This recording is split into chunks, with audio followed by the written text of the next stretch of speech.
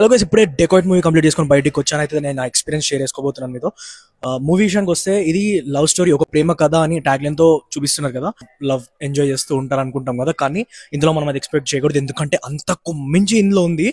ఇలా కూడా ఉంటుందా అన్నంత బాగా తీసుకెళ్లారనమాట. ఎస్పెషల్లీ నాకు బాగా నచ్చింది ఏంటంటే అడ్విశేష్ గారి యాక్టింగ్, ఆ ఎక్స్ప్రెషన్స్. ఎప్పుడన్నా కూడా మనం అడ్విశేష్ గారి ఎలా చూసాం, ఫుల్ యాక్షన్ ఓరియంటెడ్ లో చూసాం, కానీ ఇందులో లవ్ అండ్ ఆ romance and emotional each and everything acting మనల్ని బాగా పిండి వాడేశారు అనమాట అడిశేష్ గారిది. మృణాల్ ఠాకూర్ ని చాలా వరకు మనం తిట్టుకుంటాం అనమాట ఎండ్ వరకు, కానీ లాస్ట్ లో చూస్తే అబ్బా ఏం క్యారెక్టర్ రా బాబు అనుకున్నంత పవర్ ఇచ్చారు క్యారెక్టర్ కి. అండ్ సినిమాటోగ్రఫీ నేను అసలు చెప్పకూడదు భయ్య, టాప్ లెవెల్ సినిమాటోగ్రఫీ ఈ మూవీలో మనం చూడొచ్చు. అందరు కొత్త వాళ్ళే అంటారు, కానీ ఎక్కడ కూడా కొత్తదనం కనపడలేదు. అందరూ సూపర్ ఎక్స్పీరియన్స్ చేసినట్టు నాకు కనపడింది. సో ఇది అప్డేట్. ఖచ్చితంగా డెకాయిట్ మూవీకి వెళ్ళి చూసేయండి. Emotional each and everything acting మనల్ని బాగా పిండి వాడేశారు అనమాట అడిశేష్ గారిది.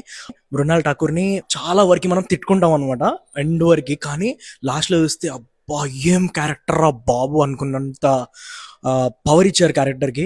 అండ్ సినిమాటోగ్రఫీ నేను అసలు చెప్పకూడదు భయ్య, టాప్ లెవెల్ సినిమాటోగ్రఫీ ఈ మూవీలో మనం చూడొచ్చు.